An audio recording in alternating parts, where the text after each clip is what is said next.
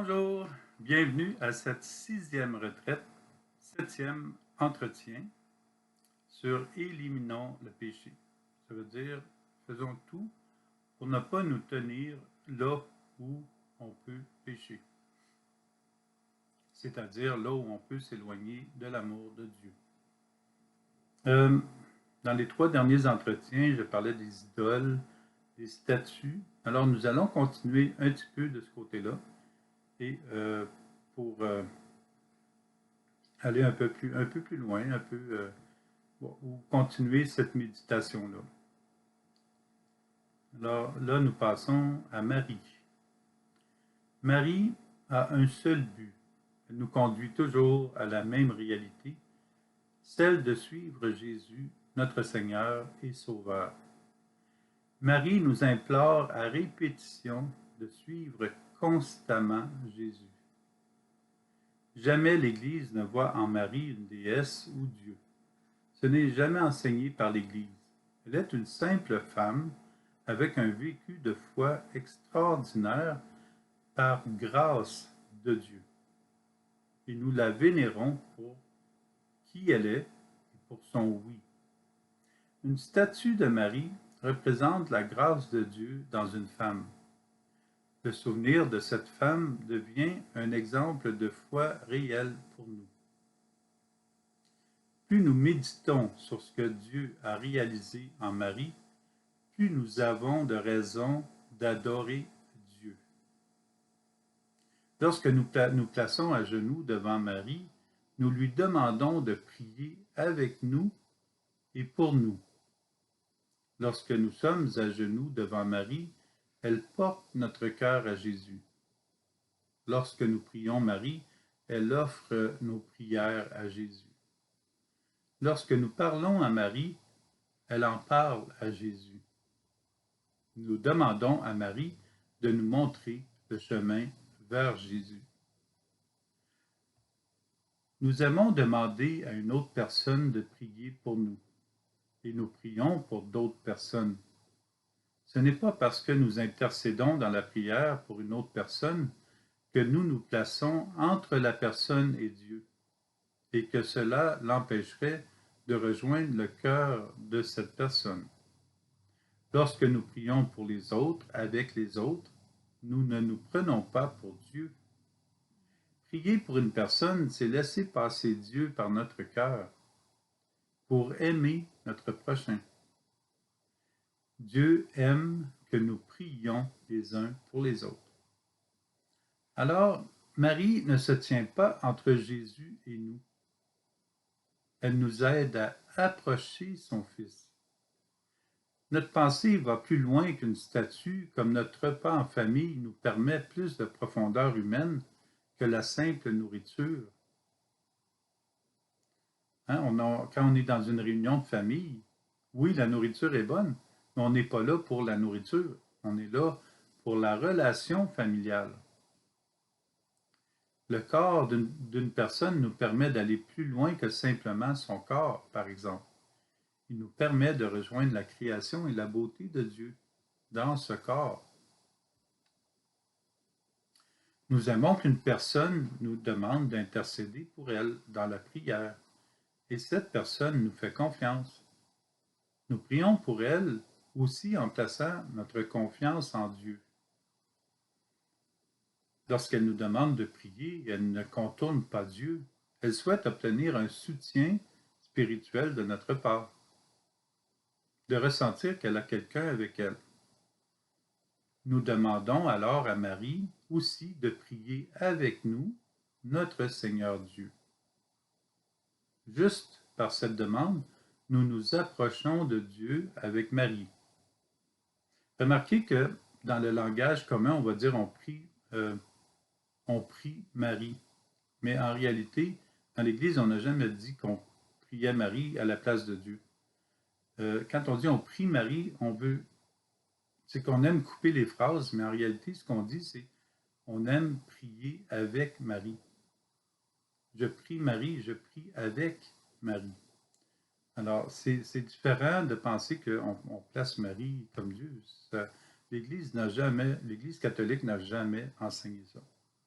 Alors, on prie avec Marie. Puis peut-être c'est mieux de dire je prie avec toi. Là, la personne sent qu'elle est engagée, elle aussi.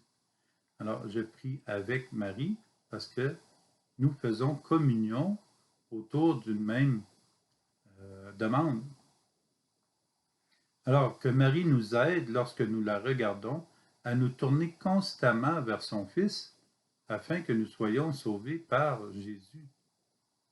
Marie est là pour cela et rien d'autre. La communion par la prière entre nous et avec tous les saints vivants sur la terre et dans le ciel est d'un soutien précieux. Dès que Jésus expire sur la croix, la vie des personnes saintes continue. Comme il est écrit, Jésus pousse de nouveau un grand cri, rendit l'esprit. Et voici que le rideau du sanctuaire se déchire en deux, depuis le haut jusqu'en bas. La terre tremble et les rochers se fendent. Écoutez bien ceci, parce que on continue à vivre dans l'éternité. Les tombeaux s'ouvrent, les corps de nombreux saints et saintes qui étaient morts ressuscitèrent, et sortant des tombeaux après la résurrection de Jésus, ils entrèrent dans la ville sainte et se montrèrent à un grand nombre de gens. Matthieu, versets 50 et 53. Les saints et saintes continuent de vivre en Dieu. Ils ressuscitèrent, qu'il est écrit. J'en vois une multitude de personnes vivantes au ciel. Alors, quand on dit qu'on prie avec les saints et saintes du ciel, ils ne sont pas morts, ils sont toujours vivants. C'est aussi le cas pour Marie que Saint Jean, perçoit et raconte dans le livre de l'Apocalypse. Un grand signe apparut dans le ciel, une femme ayant le soleil pour manteau, la lune sous les pieds et sur la tête une couronne de 12 étoiles. Alors Jean voit que Marie est vivante. Apocalypse, chapitre 12, verset 1. Jésus nous dit, Amen, Amen, je vous le dis, qui commet le péché est esclave du péché. L'esclave ne demeure pas pour toujours dans la maison. Le Fils, lui, y demeure pour toujours. Si donc le Fils vous rend libre, réellement vous serez libre. Jean, chapitre 8, versets 34 à 36. Seul le Fils nous rend libre. Seul le Fils, Jésus, nous rend libre. Lorsque nous prions devant une statue, nous rendons grâce à Jésus pour ce qu'il a fait dans cette personne. Marie, par exemple, Joseph.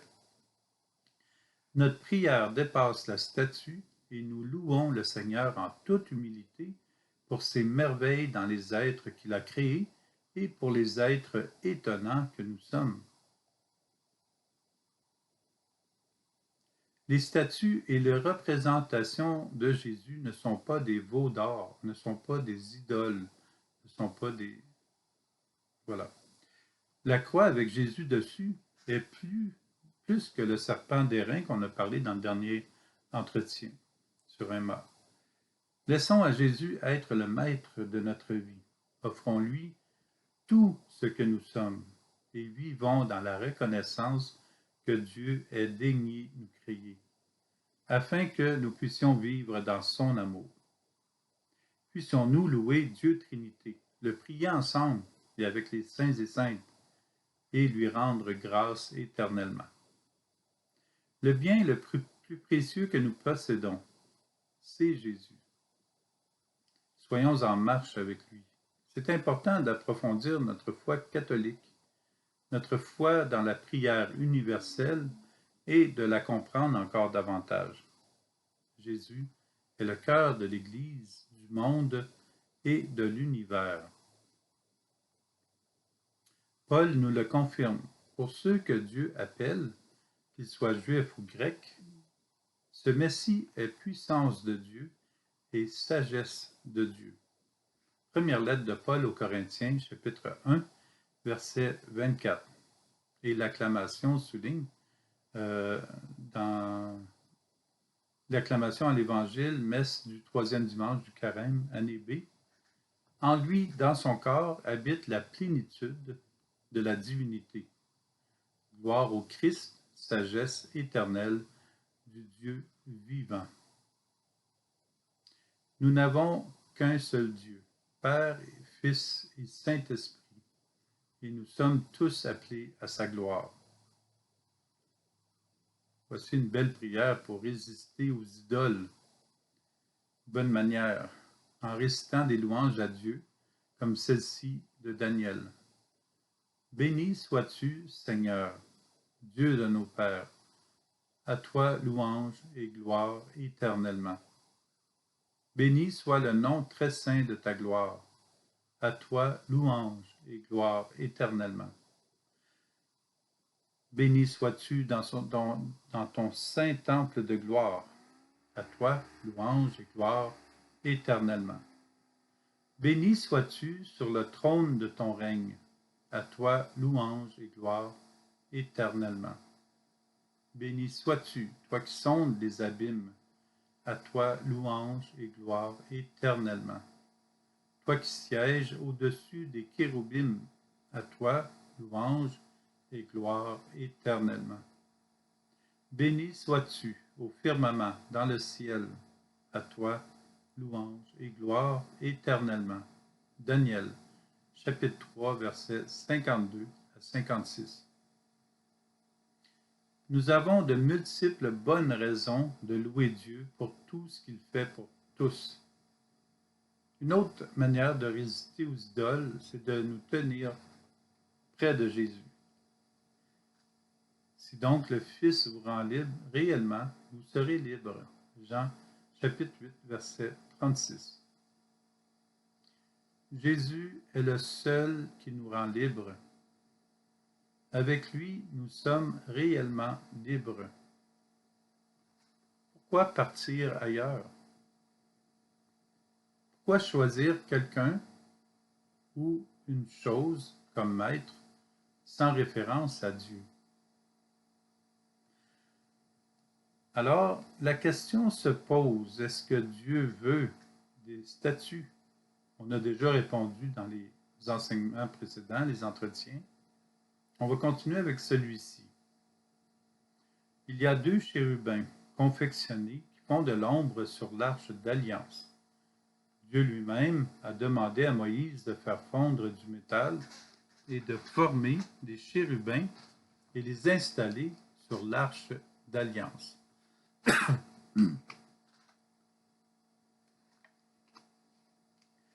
Cette arche d'alliance sera portée dans le désert par des prêtres. Dieu dit, tu forgeras 2 chérubins, en or à placer aux 2 extrémités du propitiatoire. Donc, 2 extrémités de l'arche d'alliance. Fais un kéroub à une extrémité et l'autre kéroub à l'autre extrémité. Vous ferez donc les kéroubim aux 2 extrémités du propitiatoire. On revient à la même chose. Les kéroubim auront les ailes déployées vers le haut, comme ça d'abord, et protégeront le propitiatoire de leurs ailes. Ils se feront face, le regard tourné vers le propitiatoire. C'est là que je te laisserai me rencontrer, je parlerai avec toi d'au-dessus du propitiatoire entre les 2 kéroubim, situés sur l'arche du témoignage. Là, je te donnerai mes ordres pour les fils d'Israël. C'est très beau. Exode, chapitre 25, versets 18 à 20 et 22. C'est très beau, on l'imagine. On a déjà vu des arches, des représentations de ce que ça a l'air. Les 2, ils donnent des indications précises. Les 2 chérubins vont se regarder, les ailes déployées vers en haut. C'est de toute beauté. Alors, les statues, les chérubins, n'est pas mal en soi si elles nous aident à nous élever à Dieu. Nous avons le droit de posséder des images d'anges, de personnes ou d'autres représentations pourvu que celles-ci ne soient pas perçues comme des dieux, petit d, mais nous offrent de méditer sur des réalités de Dieu et qu'elles soient vraiment voulues. Il y a donc une différence abyssale, un abysse, une profondeur différente, entre le désir de Dieu qui veut que nous l'adorions, même à travers des représentations qui signifient sa présence dans des personnes ou dans des archanges, des chérubins, et le désir du roi Nabuchodonosor qui se proclame plus grand que Dieu et qui veut que tout un peuple soit centré sur sa propre personne en adorant un veau, comme nous l'avons défini dans un autre enseignement juste avant, dans la même retraite. Maintenant, c'est à nous de choisir. Suivre Jésus ou suivre le mensonge qui nous détourne de Jésus. Jésus nous offre tout de sa vie, contrairement au roi Nabuchodonosor, qui concentre tout sur lui-même par orgueil, égoïsme, et qui détourne le peuple de Jésus. Jésus est le roi d'amour, et nous pouvons être certains qu'il sera toujours avec nous dans nos moindres difficultés comme dans nos joies. Si Sidrac, Misac et Abdenago peuvent reconnaître Dieu au milieu des flammes dans une fournaise ardente, si nous pouvons regarder un serpent d'airain sur un poteau qui représente le Christ crucifié, nous pouvons aussi reconnaître Dieu et son amour dans une petite rondelle de pain au moment de l'Eucharistie. D'autant plus que c'est Jésus qui a consacré, qui nous a dit « Voici mon corps, voici mon sang ». Au lieu de consommer les idoles, consommons le corps du Christ et le sang du Christ au moment de l'Eucharistie. Cette nourriture qui nous garde en vie et qui nous prépare à la vie éternelle, dans le royaume du ciel, dans le cœur de Dieu. Reconnaissons que dans le petit morceau de pain, quand Jésus prend place, c'est l'amour, c'est Dieu, c'est la chair humaine à 100%. Reconnaissons que l'amour envahit un morceau de pain. Il nous invite à l'adorer dans un petit morceau de pain à chaque messe. Dieu est totalement dans l'Eucharistie. Il nous donne sa propre nourriture. Et pour nous, c'est une action de grâce, c'est un merci envers Dieu. Nous lui permettons d'augmenter par son amour l'amour en nous. Et cela nous transforme, nous guérit, nous lave, nous purifie chaque fois que nous recevons l'Eucharistie. Dieu veut que nous fassions l'effort de passer par-dessus ce que nous voyons, un petit morceau de pain, à ce que nous semblons ne pas voir, Dieu lui-même. Hein? On voit souvent, on regarde le morceau de pain, mais on ne pense pas à Dieu. Alors, Dieu est dans l'hostie consacrée. Par la représentation d'un peu de pain et par la demande de la Trinité sur celui-ci, à la demande de Jésus, nous adorons Dieu qui y est totalement présent. Voici ce que Jésus nous dit dans l'Évangile de Matthieu. Pendant le repas, Jésus, ayant pris, puis ça c'est le jeudi saint, là, c'est 3 jours avant sa crucifixion. Là. Non, ben, c'est la veille de sa crucifixion, le dernier repas avec les apôtres.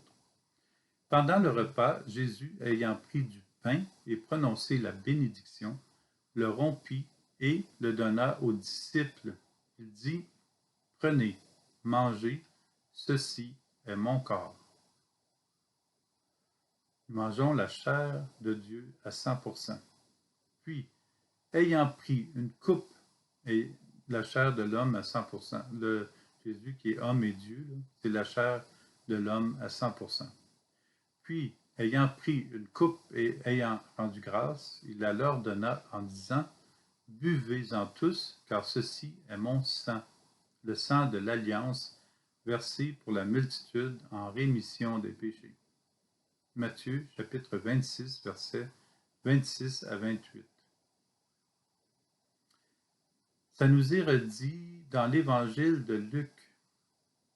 Ayant pris du pain et rendu grâce, Jésus le rompit et le leur donna en disant, « Ceci est mon corps donné pour vous. Faites cela en mémoire de moi. » Et pour la coupe, après le repas, il fit de même, en disant, « Cette coupe est la nouvelle alliance en mon sang répandu pour vous. » Luc chapitre 22, versets 19-20. Et voilà que, bon, Luc en a entendu parler, parce qu'il n'était pas directement avec les apôtres. Ou il a entendu Jésus, peut-être, il était autour, je ne sais pas. Matthieu était avec les apôtres, il était avec Jésus. Et Paul, qui n'était pas avec Jésus, le message s'est rendu jusqu'à lui. Donc, lui nous en reparle ici, aux Corinthiens. Il en parle aux Corinthiens parce qu'ils vivent le banquet de Dieu de manière indigne. Alors Paul affirme, « J'ai moi-même reçu ce qui vient du Seigneur et je vous l'ai transmis. La nuit où il était livré, le Seigneur Jésus prit du pain, puis, ayant rendu grâce, il le rompit et dit, « Ceci est mon corps qui est pour vous. Faites cela en mémoire de moi. » Après le repas, il fit de même avec la coupe en disant, « Cette coupe est la nouvelle alliance en mon sang. La nouvelle alliance en mon sang. Chaque fois que vous en boirez, faites cela en mémoire de moi. Ainsi donc, chaque fois que vous mangez ce pain et que vous buvez cette coupe, vous proclamez la mort du Seigneur jusqu'à ce qu'il vienne. Et celui qui aura mangé le pain ou bu la coupe du Seigneur d'une manière indigne devra répondre du corps et du sang du Seigneur. On doit donc s'examiner soi-même avant de manger de ce pain et de boire à cette coupe. Celui qui mange et qui boit celui qui boit, mange et boit son propre jugement, s'il ne discerne pas le corps du Seigneur. Première lettre de Paul aux Corinthiens, chapitre 11, verset 23-29, pardon. Ici, il faut reconnaître que ce qui se passait, c'est que les gens, ils faisaient comme un banquet mondain lorsqu'ils passaient à la table de l'Eucharistie. Et ça, Paul a voulu faire une coupure entre le fait de boire et manger, et de boire et de manger, de boire, de manger, comme à un moment donné, il devenait ivre de boisson et non pas de reconnaissance envers le Seigneur. Et c'est surtout ça que Paul voulait dire. C'est pas tant que si tu ne penses pas à l'Eucharistie aujourd'hui, puis tu communies, que tu es indigne. C'est surtout le fait de faire des choses qui sont contraires qui n'ont plus de sens.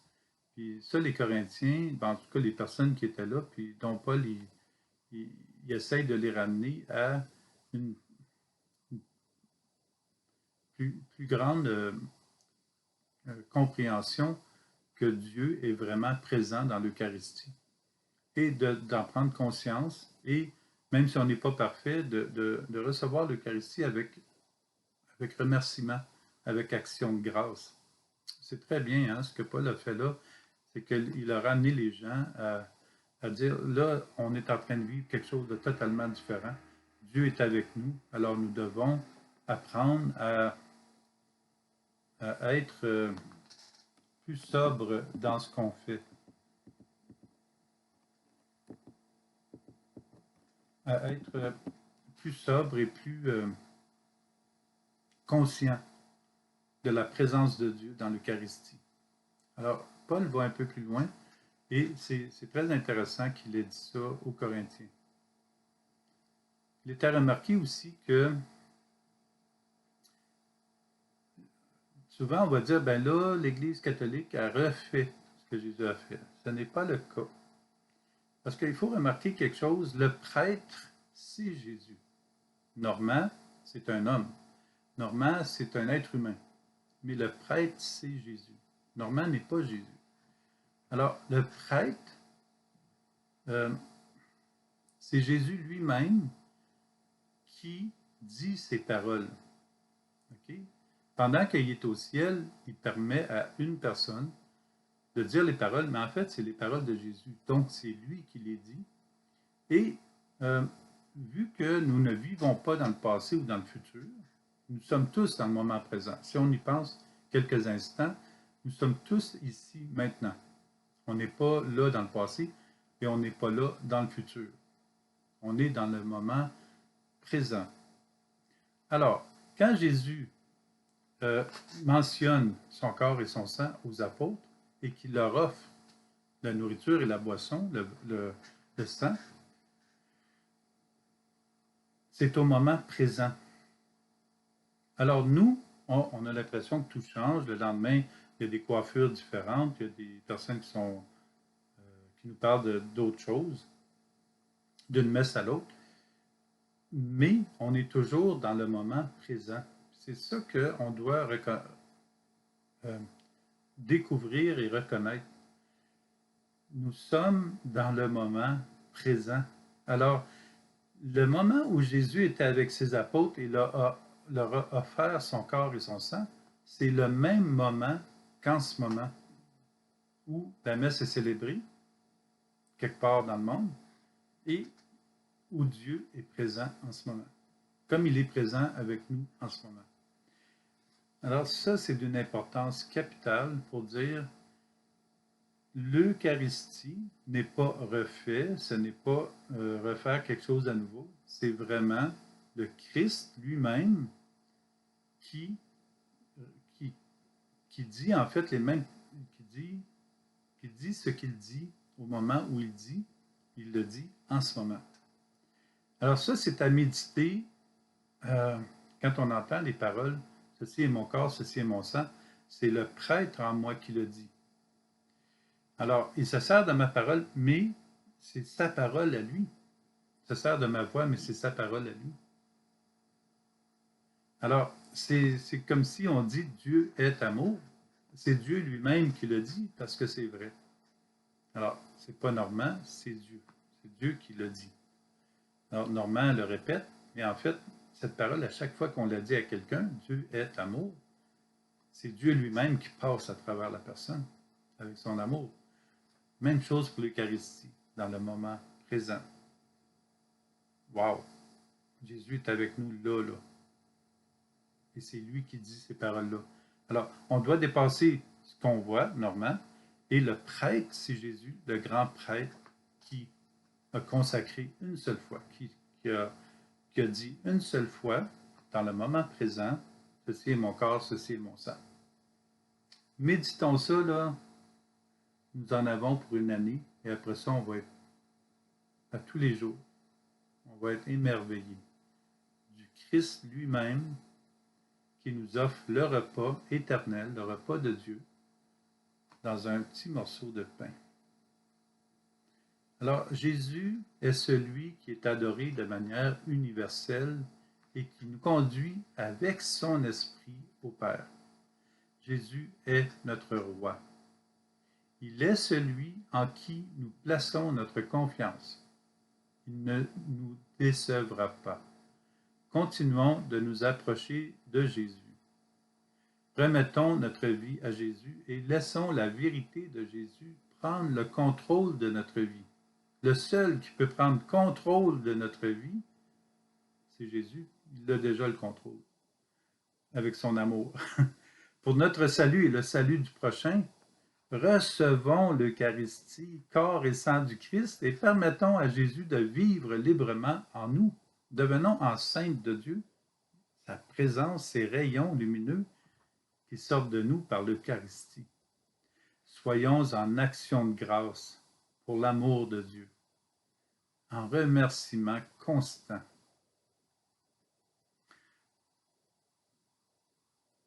Pour aller plus loin, l'idolâtrie n'offre pas un chemin, mais une multiplicité de sentiers qui ne conduisent pas à un but certain et qui prennent plutôt l'aspect d'un labyrinthe. Celui qui ne veut pas faire confiance à Dieu doit écouter les voix des nombreuses idoles qui lui crient « Fais-moi confiance ». Alors, si on ne fait pas confiance à Jésus, plein d'idoles vont nous dire « Fais-moi confiance, fais-moi confiance ». Et c'est là qu'on devient mêlé dans la mesure où la foi est liée à la conversion, elle est l'opposé de l'idolâtrie. Elle est une rupture avec les idoles pour revenir au Dieu vivant au moyen d'une rencontre personnelle avec Jésus dans l'Eucharistie. Croire signifie s'en remettre à l'amour miséricordieux qui accueille toujours et pardonne, soutient, oriente l'existence et qui se montre puissant dans sa capacité de redresser les déformations de notre histoire. Voici ce que le pape François nous dit dans sa lettre encyclique Lumen Fidei numéro 13. La foi consiste dans la disponibilité à se laisser transformer toujours de nouveau par l'appel de Dieu. Voilà le paradoxe. En se tournant continuellement vers le Seigneur, l'homme trouve une route stable qui le libère du mouvement de dispersion auquel les idoles le soumettent. Passons nos journées à garder Jésus dans notre cœur, si nous souhaitons sortir des pièges de l'idolâtrie. Avec Jésus, nous vainquons. Avec Jésus, c'est la victoire de l'amour sur tout le reste. Recherchons la face de Dieu. C'est vivre une rencontre avec Jésus. C'est nous laisser regarder par Dieu le Père et le regarder dans les yeux. Que l'Esprit Saint nous donne la grâce de demeurer dans la grâce de la Trinité. Cherchez le Seigneur et sa puissance d'amour, recherchez sans trêve sa face. Psaume 104, verset 4. Jésus nous conduira dans la vérité. Il nous sortira du ou des pièges qui sont si attrayants. Il nous guérira des illusions.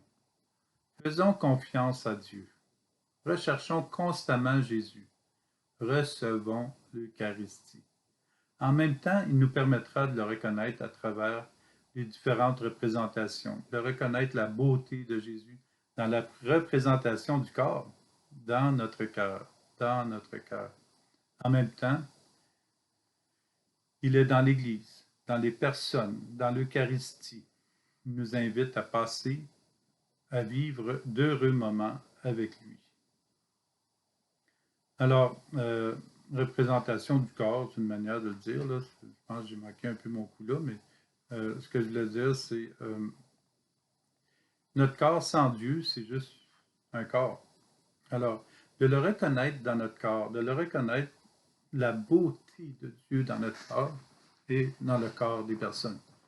Et ça nous aide à continuer à marcher sur la voie de Dieu et d'aider les personnes à avancer dans la voie de Dieu. Alors, rendons grâce au Seigneur pour tout ce qu'il fait dans notre vie. Rendons grâce au Seigneur pour son Eucharistie. Méditons ça là, dans le moment présent et non pas quelque chose de répété. Là. Vraiment, là, c'est le repas de Dieu. Il y en a un seul repas. C'est toujours le même. Et c'est Jésus lui-même qui a dit ces paroles-là et qui les dit aujourd'hui, mais dans le fond, toujours dans le moment présent. Alors, au revoir, bonne méditation. On se retrouve jeudi après-midi, cet après-midi, pour la 7e partie, 7e entretien. Au revoir.